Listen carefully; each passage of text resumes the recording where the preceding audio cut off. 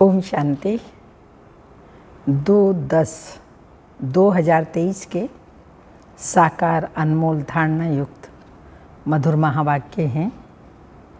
मीठे बच्चे, नई दुनिया के लिए बाप तुम्हें नई नई बातें सुनाते हैं, नई मत देते हैं, इसलिए उनकी गतमत न्यारी गाई जाती है। क्वेश्चन, रहमदिल बाप सभी बच्चों को किस बात में सावधान कर ऊंच तकदीर बना देते हैं? आंसर है, बाबा कहते बच्चे ऊंच तकदीर बनानी है तो सर्विस करो। अगर खाया और सोया, सर्विस नहीं की तो ऊंची तकदीर नहीं बना सकेंगे। सर्विस के बगैर खाना हराम है। इसलिए बाबा सावधान करते हैं, सारा मदार पढ़ाई पर है। तुम ब्राह्मणों को पढ़ना और पढ़ाना है, सच्ची गीता सुनानी है। बाप को रहम पड़ता है, इसलिए हर बात की रोशनी देते रहते हैं। गीत जिस दिन से मिले हम तुम। ओम शांति। रूहानी बाप समझाते हैं, जब बच्चों को बेहद का बाप मिलता है तो हर एक बात नई सुनाते हैं, क्योंकि यह बाप नई दुनिया स्थापन करने वाला है। मनुष्य तो ऐसी नई बातें सुना न सके। बाप, जिसको हेवनली गॉडफादर कहा जाता है, वह बेहद का बाप स्वर्ग की स्थापना करने वाला है। नरक की स्थापना करने वाला है रावण। 5 विकार स्त्री में, 5 विकार पुरुष में वह हो गई रावण संप्रदाय। तो यह नई बात सुनाई ना। स्वर्ग बनाने वाला है परम पिता परमात्मा, जिसको राम कहते हैं, निराकार राम। नरक बनाने वाला है रावण, जिसका चित्र बनाकर हर वर्ष जलाते रहते हैं। एक बार जल गया तो फिर उनकी एफजी देखने में थोड़ी आएगी। वह आत्मा जाकर दूसरा शरीर लेती है, फीचर्स आदि बदल जाते हैं। यह तो रावण के वही फीचर्स वर्ष वर्ष बनाते और जलाते हैं। वास्तव में जैसे निराकार शिव बाबा का कोई फीचर नहीं, वैसे रावण का भी कोई फीचर नहीं। ये रावण तो विकार हैं। बाप यह समझाते हैं, मनुष्य भक्ति मार्ग में क्या चाहते हैं। भगवान आते ही हैं भक्ति का फल देने व रक्षा करने, क्योंकि भक्ति में दुख बहुत है, सुख है अल्पकाल क्षण भंगुर।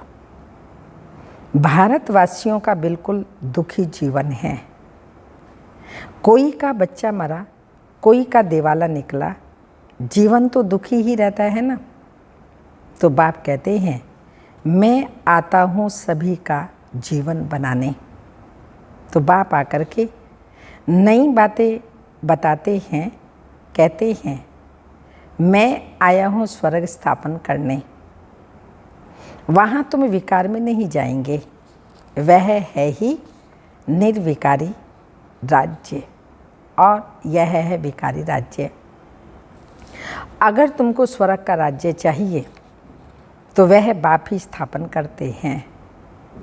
नरक का राज्य रावण स्थापन करते हैं। तो बाप पूछते हैं, तुम स्वर्ग में चलेंगे? बैकुंठ की महारानी महाराजा विश्व के मालिक बनेंगे? ये कोई वेद शास्त्र आदि की बातें नहीं हैं। बाप ऐसे नहीं कहते कि राम राम कहो व दर दर धक्के खाओ, मंदिरों तीर्थों आदि में जाओ व गीता भागवत आदि बैठ कर के पढ़ो। नहीं, सत्युग में तो शास्त्र होते ही नहीं। तुम भल कितने भी वेद शास्त्र आदि पढ़ो, यज्ञ जप दान पुण्य करो, यह है ही धक्के खाना। इनसे प्राप्ति कुछ भी नहीं। भक्ति मार्ग में कोई एम ऑब्जेक्ट नहीं है। मैं तुमको स्वर्ग का मालिक बनाने आया हूँ। इस समय सब नरकवासी हैं। अगर कोई को कहो तुम नरकवासी हो तो बिगड़ेंगे। वास्तव में तुम जानते हो नरक कलयुग को और स्वर्ग सतयुग को कहा जाता है। तो बाप बैकुंठ की बादशाही देने आए हैं। कहते हैं स्वर्ग का मालिक बनना है तो पवित्र जरूर बनना पड़ेगा। मूल बात है ही पवित्रता की। कोई मनुष्य कहते हैं हम पवित्र तो कभी नहीं रह सकते। अरे तुमको पावन बनाते हैं स्वर्ग में चलने के लिए, तो पहले वापिस शांति धाम में जाकर फिर स्वर्ग में आना है। सभी धर्म वालों को कहते हैं देह को छोड़ अशरीरी बन करके जाना है। इसलिए देह के अभिमान को छोड़ो।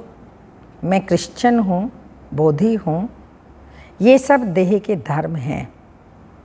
आत्मा तो स्वीट होम में रहती है। तो अब बाप कहते हैं वापिस मुक्ति धाम चलेंगे। हाँ चलेंगे ना सभी मुक्ति धाम। वहाँ तुम शांति में रहेंगे। बताओ तुम वापिस कैसे चल सकते हो।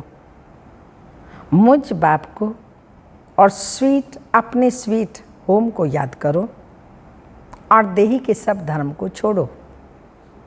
ये मामा है, काका है, चाचा है, इन सब देह के संबंधों को छोड़ो। अपने को देही समझो, मुझे याद करो। बस यह है मेहनत। और मैं कुछ नहीं सुनाता हूँ। शास्त्र आदि जो पढ़े वो सब छोड़ो। मैं नई दुनिया के लिए तुमको नई मत देता हूँ। कहा जाता है ना, ईश्वर की गत और मत न्यारी है। गति कहा जाता है मुक्ति को। तो बाप नई बातें सुनाते हैं ना। मनुष्य भी जब सुनते हैं तो कहते हैं यहाँ तो नई बातें हैं, शास्त्रों की कोई बात नहीं। यूँ तो गीता की बात है, परंतु मनुष्यों ने गीता को भी खंडन कर दिया है। मैंने तो गीता पुस्तक कुछ नहीं उठाई। बाबा तो ओनली सुनाता है, कोई शास्त्र आदि पढ़ करके नहीं सुनाता। वह तो बाद में बनती है। मैं तो तुमको ज्ञान सुनाता हूँ। ऐसे कभी कोई नहीं कहेंगे कि तुम मेरे सिक्की लदे बच्चे हो। यह निराकार परमात्मा ही कहते हैं। निराकार आत्माओं से बात करते हैं, आत्मा सुनती है। यह शरीर है ऑर्गन्स। ये बात कभी कोई समझते नहीं। वह मनुष्य को सुनाते हैं, यह परमात्मा बैठ आत्माओं को सुनाते हैं। हम आत्मा ही सुनती हैं इन कानों द्वारा। तुम जानते हो परम पिता परमात्मा बैठ समझाते हैं। मनुष्य तो यह वंडर खाते हैं, मनुष्य कैसे भगवान कैसे समझाएगा। वो तो समझते हैं श्री कृष्ण भगवानो वाच्य। अरे श्री कृष्ण तो देहधारी हैं, मैं तो देहधारी नहीं, मैं विदेही हूँ और विदेही आत्माओं को सुनाता हूँ। तो यह नई बातें सुनने से मनुष्य चकित हो जाते हैं। जो कल्प पहले बच्चे सुनकर गए हैं उन्हों को तो बहुत अच्छा लगता है, पढ़ते हैं। मम्मा बाबा कहते हैं इसमें अंधश्रद्धा की तो कोई बात हो न सके। लौकिक रीति से भी बच्चे माँ बाप कहते हैं। अभी तुम उन लौकिक माँ बाप की याद छोड़ परलौकिक माता पिता को याद करो। यह परलौकिक माँ बाप तुम्हें अमृत की लेन देन सिखाते हैं। कहते हैं हे बच्चे, अब विश्व की लेन देन छोड़ो। मैं तुमको जो शिक्षा देता हूँ वह 1 2 को 2, तो तुम स्वर्ग के मालिक बन जाएंगे। थोड़ा सुनेंगे तो भी स्वर्ग में आ जाएंगे। परंतु औरों को आप समान बना नहीं सकते, तो दास दासी जाकर के बनेंगे। दास दासियों में भी नंबरवार होते हैं, तो बच्चों को संभालने वाले दास दासियां जरूर अच्छे मर्तबे वाले होंगे। यहाँ रहते हुए फिर अगर पढ़ते नहीं हैं तो दास दासी बन पड़ते हैं। प्रजा में भी नंबरवार होते हैं, जो अच्छी रीति पढ़ते हैं वह इतना ऊंच पद पाते हैं। प्रजा में साहूकारों के भी दास दासियां होंगे। हर एक को अपनी शक्ल देखनी है, हम क्या बनने लायक हैं। बाबा से अगर कोई पूछे तो बाबा झट बता देंगे। बाप तो सब कुछ जानते हैं और सिद्ध कर बतलाते हैं कि इस कारण तुम यह बनेंगे। भले सरेंडर किया है, उसका भी हिसाब किताब है।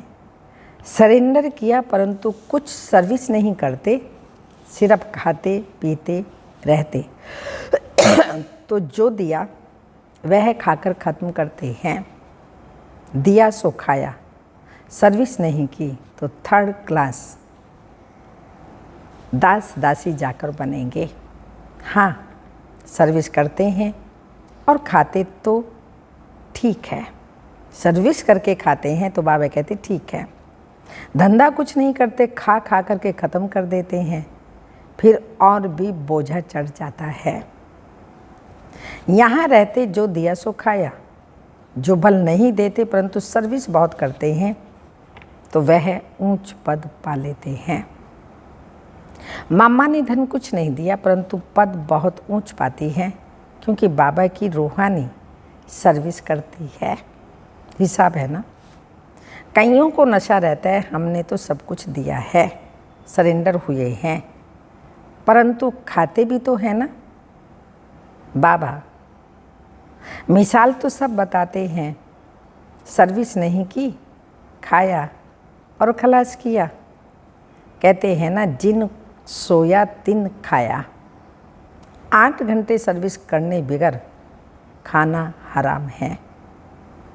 खाते रहेंगे तो जमा कुछ नहीं होगा, सर्विस करनी पड़ेगी। बाप को तो सब बतलाना पड़ता है ना। जो कोई ऐसे ना कहे कि हमको बतलाया क्यों नहीं। बाबा ने सब कुछ दिया और फिर सर्विस भी करते रहते हैं तो ऊंच पद भी है ना। सरेंडर हुए और बैठ कर के खाया, सर्विस नहीं की तो क्या बनेगा। श्रीमत पर चलते नहीं, बाबा खास समझा रहे हैं। ऐसे नहीं कि पिछाड़ी में कहीं हमारा पद ऐसा क्यों हुआ, तो बाप समझाते हैं सर्विस ना करना, मुफ्त में खाना, उसका नतीजा कल्प कल्पांतर का यह हो जाएगा। इसलिए बाबा सावधान करते हैं। समझना चाहिए कल्प कल्पांतर के लिए हमारा पद भ्रष्ट हो जाएगा। बाबा को रहम पड़ता है, इसलिए हर बात की रोशनी देते हैं, समझ देते हैं। सर्विस नहीं करेंगे तो ऊंच पद नहीं पा सकेंगे। जो गृहस्थ व्यवहार में रहते सर्विस करते हैं उनका पद बहुत ऊंच है। पद नहीं पा सकेंगे तो सारा मदार पढ़ाई और पढ़ाने पर है। गृहस्थ व्यवहार में रहने वाले सर्विस करते हैं तो बाबा कहते हैं पद ऊंच हो जाएगा। जो यहाँ रहते कुछ सेवा नहीं करते तो क्या कहेंगे, पद पा नहीं सकेंगे। तो सारा मदार पढ़ाई और पढ़ाने पर है। तुम ब्राह्मण हो, तुमको सच्ची गीता सुननी है। वह तो कच्छ में कुरुम उठाते हैं, तुम्हारे कच्छ में कुछ नहीं। तुम हो सच्चे ब्राह्मण, तुमको सच सुनाना है, सच्ची प्राप्ति करानी है। और सब में घाटा ही दिलाया है। जितने भी बाबा ने कहा सेवाएं की लौकिक में, वो सब घाटा दिलाने वाली, इसलिए लिखा जाता है वह सब झूठ है।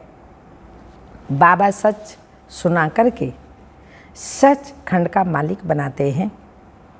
यह तो समझने की बात है ना।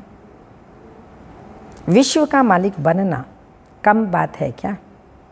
सेंसिबल बच्चे जो होंगे वह तो प्लान बनाते रहेंगे, हम सोने की ईंटों का ऐसे ऐसे मकान बनाएंगे, यह करेंगे।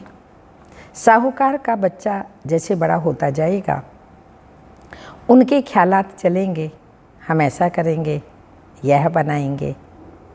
तुम भी भविष्य में प्रिंस बनते हो तो शौक़ होगा ना। हाँ, ये सर्विस हम कर रहे हैं वो भी शौक़ होगा, और फिर भविष्य में सत्युग में जाकर क्या क्या करेंगे वो भी शौक़ होगा। हम ऐसे ऐसे महल बनाएंगे जो और कोई नहीं होगा, ऐसा महल हमारा होगा जो और कोई का नहीं होगा।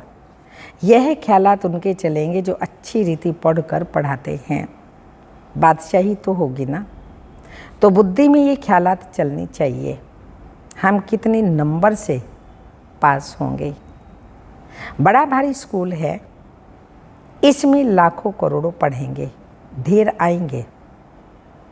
ये सब बातें बाप ही बैठ समझाते हैं। भगवान एक है, उनको ही माता पिता कहते हैं, वह आकर अडॉप्ट करते हैं। कितनी गुह्य बातें हैं। ये नया स्कूल है, नया पढ़ाने वाला है, कितना अच्छी रीति समझाते हैं। झोली उनकी भरेगी जो लायक होंगे, बाप को याद करेंगे। माँ बाप को कभी भूलना नहीं है। फिर संगम युगी बच्चे बाप को भूल कैसे सकते हैं? शिव बाबा संगम युग पर मिलता है 5000 वर्ष के बाद, ऐसे बाप को भूल कैसे सकते हैं? अच्छा, दुनिया में है धम चक्कर और तुम बच्चे चुप हो। चुप में है शांति, शांति में है सुख। तुम जानते हो मुक्ति के बाद फिर जीवन मुक्ति। तुम बच्चों को सिर्फ 2 अक्षर याद हैं, अलफ अल्लाह और बे बादशाही। सिर्फ एक अलफ को याद करने से बादशाही मिल गई, बाकी क्या बचा? बाकी रही छाछ। अलफ खोया मक्खन, अलफ मिला गोया मक्खन मिला, बाकी सब है छाछ। ऐसे है ना, तो हम चुप रहते हैं। जानते हैं चुप रहकर हम श्रीमत पर चलते हैं, परंतु वंडर यह है कि बच्चे अलफ को भी पूरा याद नहीं करते, भूल जाते हैं। माया तूफान लाती है, बाप भी कहते हैं मन मना भव, मध्य जी भव। गीता में अक्षर हैं, तो तुमको गीता वालों से भी अर्थ पूछना चाहिए। मन मना भव, मध्य जी भव का अर्थ क्या है? बाप कहते हैं मुझे याद करो तो तुमको बादशाही मिलेगी। सब देह के धर्म छोड़ देही बन जाओ, अर्थात आत्म अभिमानी बन जाओ और बाप को याद करो तो बादशाही मिलेगी। ग्रंथ में भी कहते हैं जपो अलफ को तो बादशाही मिलेगी, सचखंड की राजाई मिलती है।